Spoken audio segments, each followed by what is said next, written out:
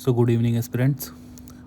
जैसा कि आप लोग देख रहे हैं कि सुबह का 3:30 बज चुका है और मैंने पहले भी ये बात बोली है, फिर बोल रहा हूँ कि अगर आप सुबह 3:30 बजे उठ सकते हैं तो यकीन मानिए आप उन 90% लोगों से आगे हैं जिन्होंने भी इस UPSI का फॉर्म भरा है। और अब ध्यान से सुनो, आज सिर्फ पढ़ना नहीं है, आज मैं दिखाऊंगा कि जो मैं आप लोग को डेली टारगेट देता हूँ वो किस तरीके से आपके काम आ सकते हैं। तो बने रहिए वीडियो में, मैं बताता हूँ अभी आपको। गुड इवनिंग दोस्तों। जैसा कि मैंने आप लोग से कहा था कि मैं दिखाता हूँ अगर आप डेली टारगेट मेरे फॉलो करते हैं तो ये आपको किस तरीके से बेनिफिट दे सकते हैं। जैसे मैंने आपको शायद परसों टारगेट दिया था कि आपको हिंदी साहित्य पढ़नी है और उसमें क्या क्या पढ़ना है। मैंने आपको बताया रचनाएं याद करिए, और जो पत्रिकाएं मैंने आपको बताई थी वो आपको याद करने के लिए बोला था। तो मैं दिखाता हूँ आपको,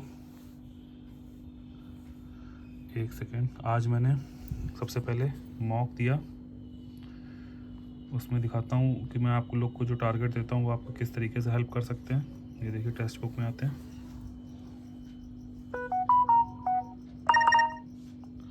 टेक्स्ट बुक में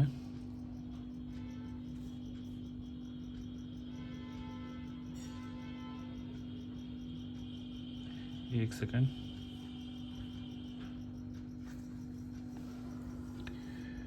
टेक्स्ट बुक में जब सॉल्यूशन में आएंगे ये देखिए, ये देखिए पहले मैं आपको दिखा दूँ एनालिसिस में आगे कि मेरे नंबर कितने थे। रैंक 247 थी, 327 नंबर आए थे मेरे, और परसेंटाइल 98 पॉइंट थे। ये मैंने आज ही मॉक दिया, और आज मॉक देने की वजह से मैं थोड़ा मैथ्स का टारगेट मेरा कंप्लीट नहीं हो पाया। और ये देखिए जब आप यहाँ हिंदी में देखेंगे आप लगभग मेरे क्वेश्चन सब सही हुए हैं। और ये देखिए, ये आप जब पत्रिका खोलेंगे तो उपन्यास नाम से मासिक पत्र कौन निकालता है, ये अगर आप लोग मेरा मतलब वो जो मैंने टारगेट में दिया था अगर आप लोग पत्रिका पढ़ते तो ये क्वेश्चन आपसे भी हो जाता, जैसे मुझसे हो गया, मैंने पढ़ा था इसको। और मैं दूसरा आपको दिखाता हूँ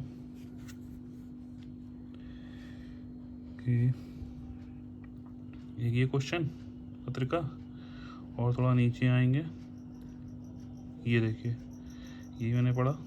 ब्राह्मण का नामक जो पत्रिका है उसका प्रकाशन कहाँ से होता है, तो ये भी मैंने उस पत्रिका में आपको पढ़ा था कि कानपुर से होता है, ये भी मैंने आपको दिखाया। तो ये 2 क्वेश्चन आपके हिंदी में बनते हैं। ऐसे 2-2 करके अगर आप टारगेट पूरा फॉलो करेंगे मेरे अच्छे से तो आप लोग के भी मॉक्स में ऐसे ही नंबर बढ़ सकते हैं, 327 जैसे मेरे यहाँ हैं।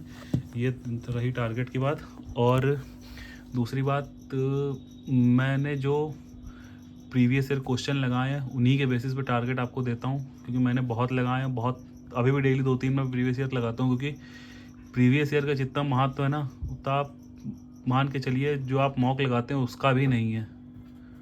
और प्रीवियस ईयर क्वेश्चन लगाने से आपको पता चलता है कि पेपर कैसा आएगा या आगे कैसा आने वाला है।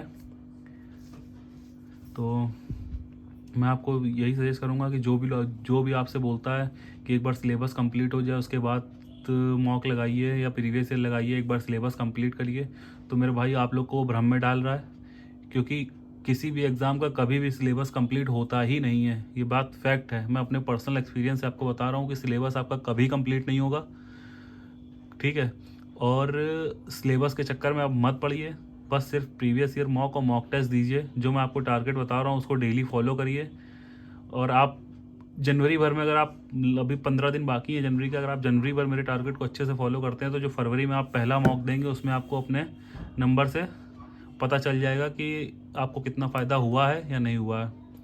इसलिए भरोसा करिए और जो मैं बोल रहा हूँ उसको डेली करिए। मैं भी करता हूँ और मैं आपको दिखाता भी हूँ मैंने कैसे किया। जैसे आज मॉक में मेरे 3-3.5 घंटे चले गए करने, फिर एनालाइज करने में। तो मैंने आपको बताया था, मैंने टाइम एंड वर्क शुरू किया।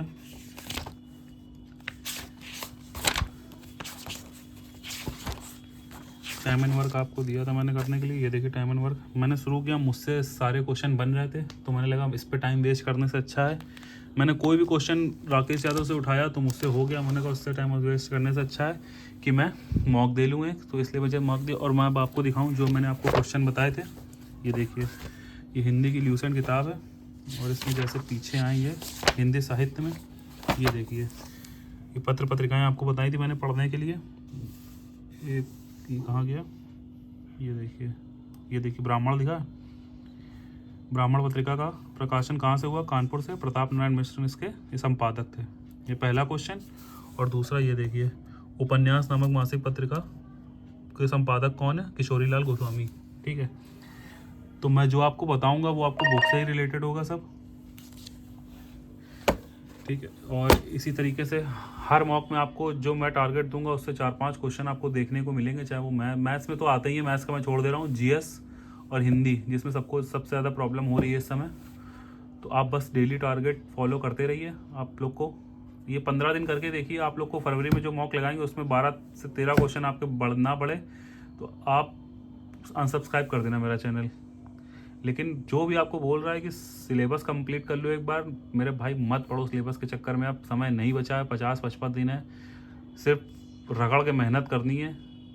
प्रीवियस ईयर मॉक पे ज़्यादा फोकस करो, प्रीवियस ईयर मॉक क्वेश्चन पे, और आने वाले जो समय में सिर्फ मॉक टेस्ट देने हैं आपको।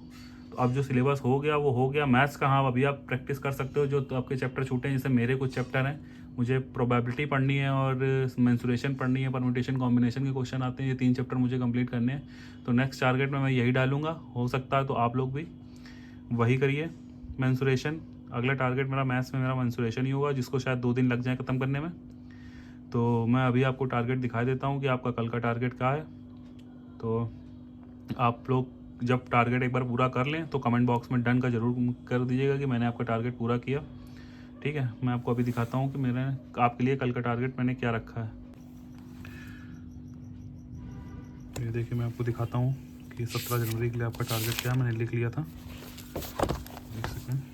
मैथ में जैसा कि मैंने बोला कि मैं मेंसुरेशन करूँगा, और हिंदी के लिए आपका अभी वही रहेगा कि हिंदी साहित्य का आपको अच्छे से रिवीजन करना है। जो भी इम्पोर्टेंट रचनाएं हैं, हिंदी की पत्रिकाएं का रिवीजन करना है। विश्व हिंदी सम्मेलन जो 8 हुए हैं, कब हुए हैं और कहाँ हुए हैं, पहला कहाँ हुआ है, लास्ट कहाँ हुआ है, ये।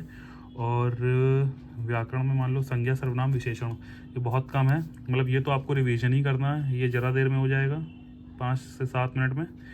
और संज्ञा सर्वनाम विशेषण का आपको अच्छे से रिवीजन करना है, या आपको अगर नहीं आता तो उसको कंप्लीट करना है, छोटा टॉपिक है, हो जाएगा। और जीएस में मैं आपको बताऊँ, जो मूल विधि की जो इंपॉर्टेंट धाराएं मैंने अब आपको पहले ही सबसे पहले वीडियो में दिखाई थी कि आईपीसी से जो उसमें कन्वर्ट हुई हैं, बीएनएस में जो इंपॉर्टेंट धाराएं हैं, जैसे 302 और 376 ऐसे जो आईपीसी की धाराएं हैं, वो मूल विधि में अब क्या हैं, मूल विधि में कह रहे हैं, बीएनएस में अब किस नंबर पे आ गई हैं, तो ये आपको याद करना है। और दूसरा, पॉलिटी का रिवीजन आपको करना ही है, इसको डेली बेसिस पे करना है। और तीसरा, मैं आपको हिस्ट्री से बता दूँ, गवर्नर जनरल कि जितने भी गवर्नर जनरल हुए हैं उन्होंने अपने राज्य में कौन सी चीज़ अच्छी करी है, तो ये आपको याद करना है।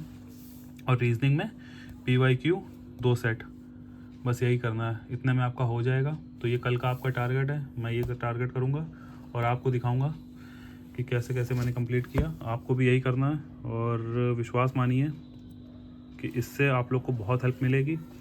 तो अब वीडियो को यहीं ख़त्म करते हैं, मिलते हैं आप लोग से कल टारगेट ख़त्म करने के बाद। Bye, good night.